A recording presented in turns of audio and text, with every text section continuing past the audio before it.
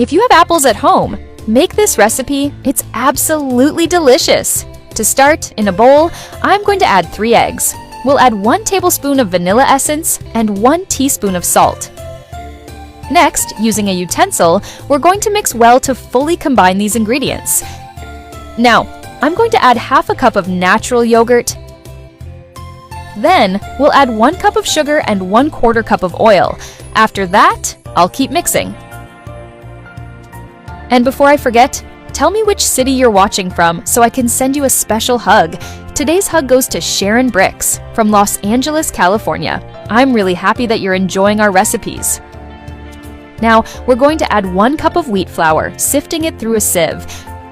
You're going to be amazed by the result of this recipe. The flavor is incredible. After sifting all the flour, we'll mix again to combine everything until it's smooth and homogeneous. Next, I'm going to add 1 tablespoon of baking powder, and we'll mix a little more. This is the moment when everything really starts to come together. Right after that, we're going to slice 3 apples the following way. I'm sure this recipe will become a classic in your home. It's impossible to make it just once. Now, I'm going to pour the batter we prepared earlier into a baking pan that's been greased with butter.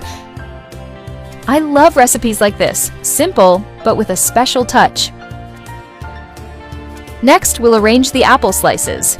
I'll place them side by side like this until the entire surface of the batter is covered, giving it that beautiful look. Every time I reach this step, I'm reminded that cooking isn't just about technique, but also about the emotion of turning simple ingredients into something special. There are steps in recipes that make all the difference, and this is one of them. As I place the apple slices, you can already see how everything starts to come together in balance, creating a base that defines not only the texture, but also the final appearance. Even though it's a simple cake, it has a presence that really stands out. Right after that, we'll add cinnamon powder to taste, sprinkling it over the top. I'm going to bake it in the oven at 356 degrees Fahrenheit for 40 minutes. After that time, we'll remove it from the oven and carefully unmold it. Now, let's slice this delicious apple cake. This recipe earned its place in my kitchen without any effort at all.